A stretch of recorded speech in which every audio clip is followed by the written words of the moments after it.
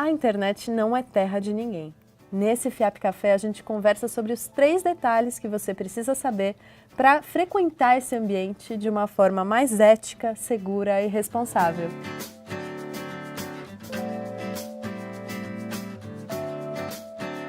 Aqui comigo no Estúdio FIAP, o professor Rony Weinzoff. Rony, muito obrigada pela sua participação. Olá, imagina, é um grande prazer tratar de um assunto tão atual, importante e polêmico como esse. E a internet, ela realmente não é terra de ninguém, então? Muito se confunde, muito já se discutiu sobre esse novo ambiente, né? Inicialmente, alguns doutrinadores começaram a especular que esse seria um território diferente, em que as leis não seriam aplicáveis, mas isso já foi bastante desmistificado, ou seja, a internet ela não é uma terra sem leis. Efetivamente, as leis já existentes elas são plenamente aplicáveis ao ambiente do ciberespaço e, de fato, a grande maioria dos atos praticados na internet são atos positivos, né? A gente não pode demonizar qualquer meio e principalmente a internet, porque é talvez das principais tecnologias inventadas pelo ser humano e ela traz inúmeros frutos, como essa transmissão dessa aula pela internet, sem falar dos outros incontáveis. O problema é que quando ela é utilizada para finalidades ilícitas, ilegais, ela tem um potencial lesivo muito grande. No Brasil, a gente tem uma decisão super importante de 1998 do nosso Supremo Tribunal Federal envolvendo um caso grave de pornografia infantil, um caso que aconteceu em 1996, em que um sujeito ele fez o upload de fotos envolvendo pornografia infantil na internet.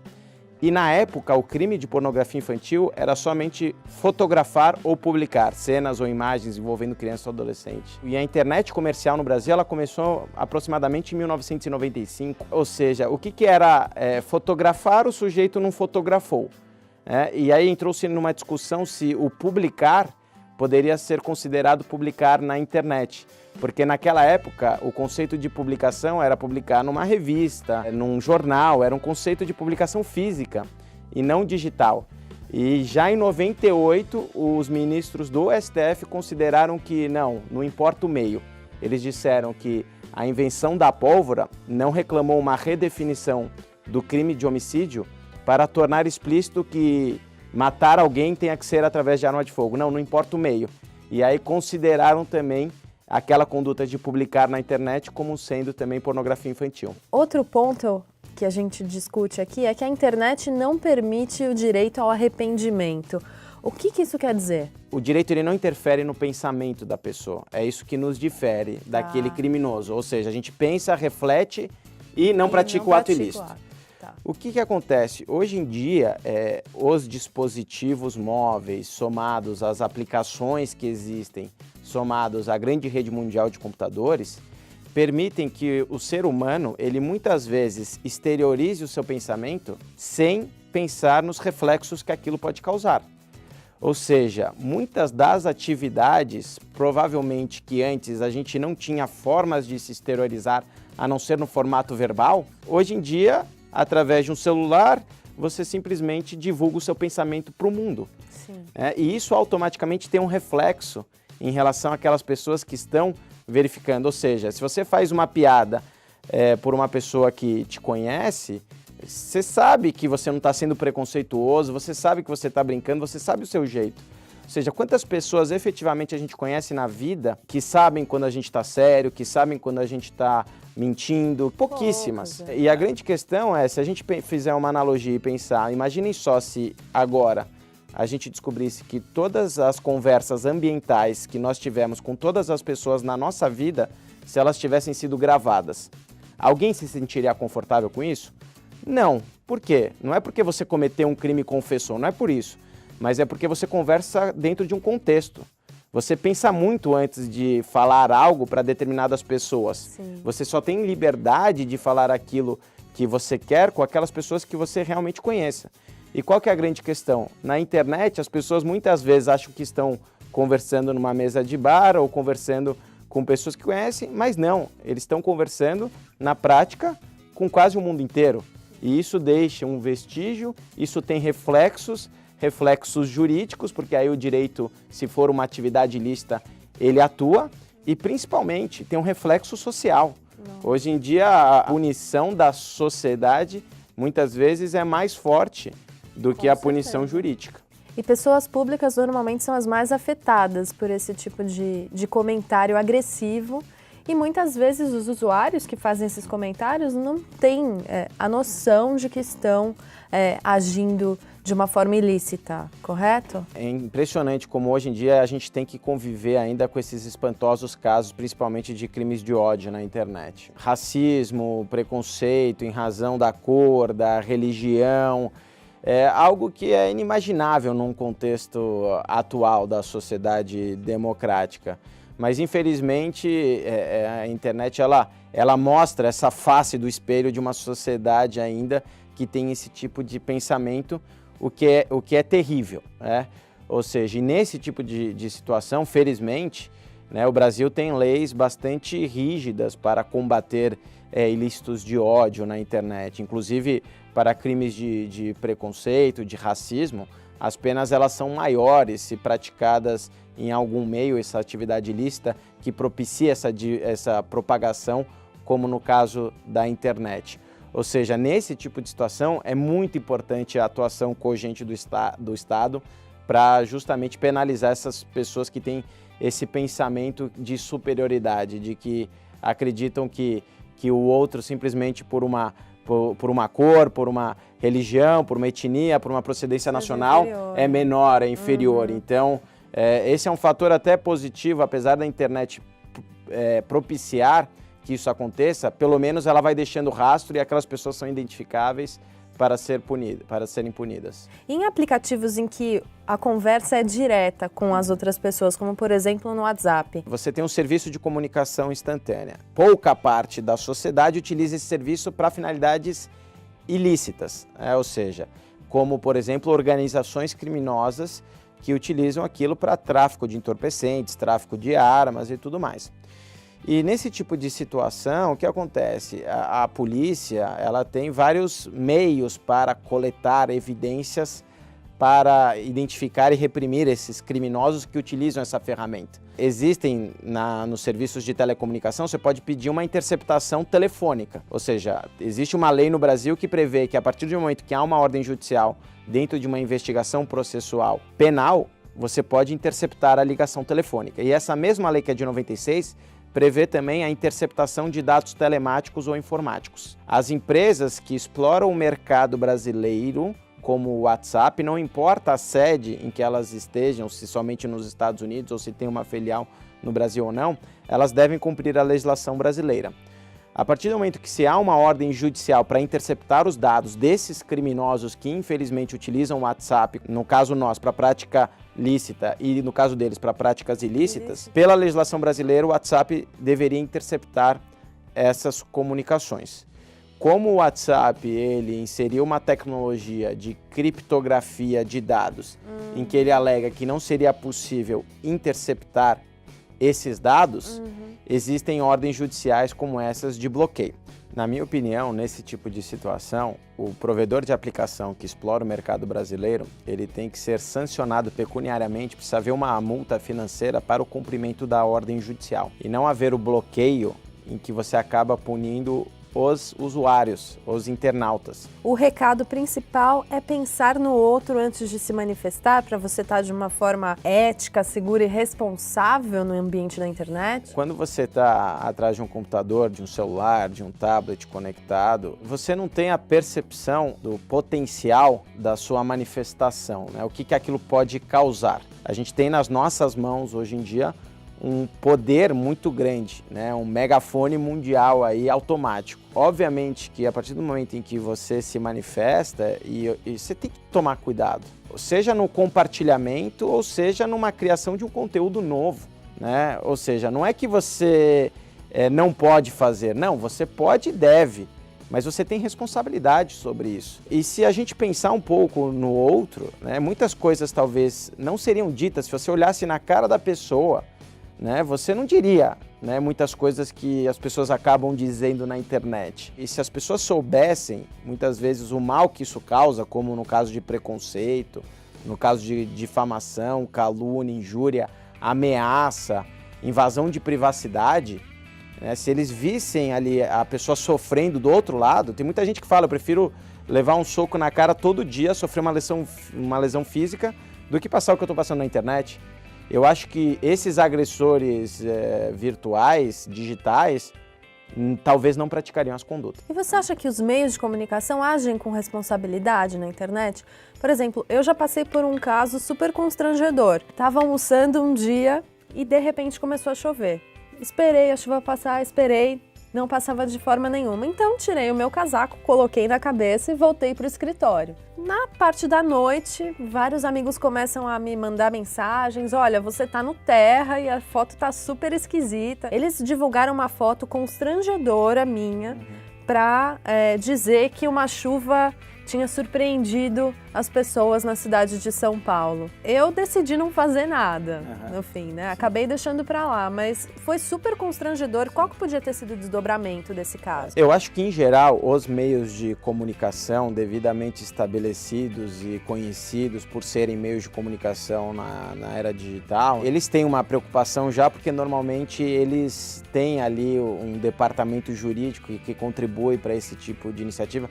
Claro que no seu caso poderia ser ventilado ali um uso indevido da sua imagem para essa finalidade, por mais que você estava ali no ambiente público, precisaria haver uma autorização nesse tipo de situação. Se você não faz parte de um cenário, ou seja, se você não está lá no meio de uma avenida paulista onde está chovendo e você tira uma foto ampla e você faz parte do cenário, nesse tipo de situação você não precisa de direito de imagem. Quando você está focado, aí sim precisa. Hoje em dia os usuários, eles também são um meio de comunicação.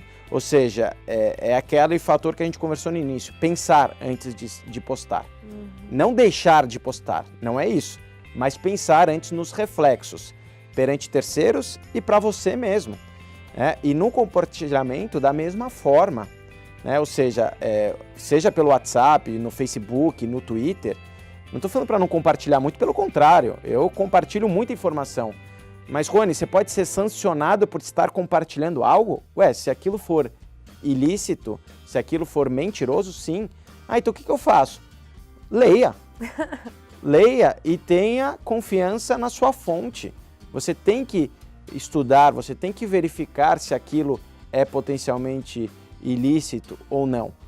Ou seja, acho que isso falta muito hoje em dia na internet como um todo. E já tem decisões judiciais em todos os sentidos. Por exemplo, num caso envolvendo um restaurante que não era dogs friendly, né? Não permitia, entrou um cachorro no restaurante, o dono do restaurante simplesmente tirou o cachorro do restaurante, não bateu no cachorro, nada. E infelizmente, quando aquele cachorro estava saindo do restaurante, ele foi atropelado. Ai, meu Deus. Infelizmente. Mas aí alguém viu aquela cena e começou a regimentar um protesto no Facebook, porque o restaurante que mata cachorrinho.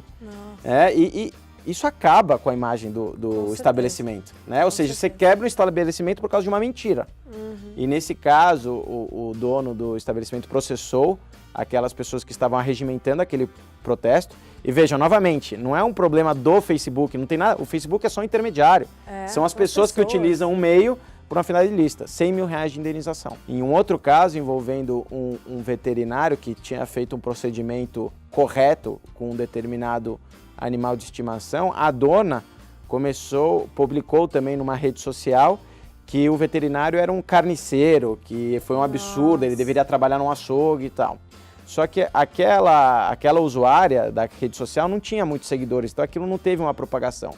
Só que uma comunidade de proteção a animais verificou aquela postagem, achou interessante e compartilhou. Quando compartilhou, milhares de usuários. Acabou com a carreira do veterinário, como acaba com a carreira de um médico, como acaba com a carreira de qualquer pessoa. A única coisa que você vai fazer antes de ir em qualquer médico ou um veterinário é pesquisar na internet. Com certeza. Na dúvida, o que você vai fazer? Não vai naquela pessoa. E nesse caso ele processou tanto aquela pessoa que postou o conteúdo original, como aquela comunidade que compartilhou. E ambos foram condenados a uma indenização, tanto aquele que fez o conteúdo como aquele que compartilhou. A gente posta diariamente muitas coisas, a gente cria muito conteúdo a favor ou contra nós mesmos. E eu queria saber se é possível, de alguma forma, apagar tudo isso. Todos esses vestígios que a gente deixa, que a gente cria aquilo que eventualmente você disponibiliza na internet, dependendo do meio que você utiliza, automaticamente aquilo está publicizado e é praticamente impossível você apagar aquilo que você originou de conteúdo. Mas tem muitas coisas daquilo que as pessoas falam de você na internet, né? E vejam, é impossível juridicamente você simplesmente querer sumir da internet, porque senão nós estaríamos impedindo a liberdade de expressão, o direito à informação. Ou seja, se alguém está falando algo de mim, ou de você, ou de qualquer pessoa, se aquilo estiver dentro dos limites da liberdade de expressão, aquilo pode ser publicizado. Você não pode impedir ninguém de falar algo de você que seja verdadeiro. Começou a se discutir uma questão muito interessante e tem uma decisão no Tribunal de Justiça da União Europeia de 2014 sobre o direito ao esquecimento. Foi conhecido como direito ao esquecimento, mas nesse caso eu acho que é o direito de como você quer ser lembrado, né? Porque em razão da discussão desse caso, aquele sujeito nunca foi tão conhecido como agora em razão dessa decisão, né? Por quê? Porque ele havia sido processado há mais de 10 anos de uma execução fiscal ali, em que ele já tinha naquela época quitado com as suas dívidas, só que aquela decisão da execução fiscal, ela tinha sido publicada como se fosse no diário oficial que estava eletrônico, subiu para a internet. E o Google passou a indexar aquela informação daquele determinado espanhol, e quando as pessoas pesquisavam o nome dele, a primeira coisa que aparecia era aquela execução de algo que tinha acontecido há mais de 10 anos. E o que ele solicitou então, né, dentro do Tribunal de Justiça da União Europeia? Ele solicitou que tanto aquele provedor de conteúdo que subiu aquela informação retirasse, como também o Google desindexasse aquela informação. E qual que foi a decisão também paradigmática em 2014? O Tribunal de Justiça da União Europeia disse o seguinte: não, o site original ele não pode ser obrigado a retirar aquela informação porque aquilo aconteceu, aquilo faz parte da história. Se a gente fosse traçar uma analogia, seria que nem mandar queimar um livro, por exemplo. Porém, como aquele processo ele não é mais relevante perto do direito à informação, o Google ele tem que desindexar aquela informação.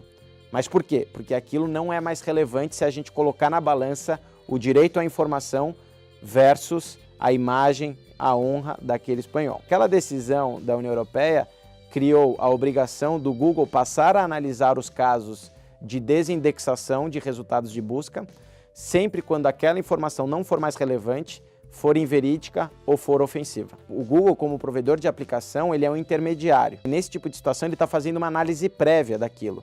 E a decisão administrativa dele, de retirar ou não, obviamente pode ser contestada judicialmente, né? Ou seja, a gente tem uma solução extrajudicial de potenciais conflitos. No Brasil, existem já decisões semelhantes a favor da desindexação e contrárias à desindexação. E claro que esse assunto é muito sensível, né? Porque vamos supor que hoje em dia a gente tem a Operação Lava Jato, tivemos o mensalão, que os políticos ali condenados simplesmente requeressem a desindexação de determinados conteúdos. Isso faz parte da história, isso não pode sair. E é por isso que tem que ser analisado caso a caso.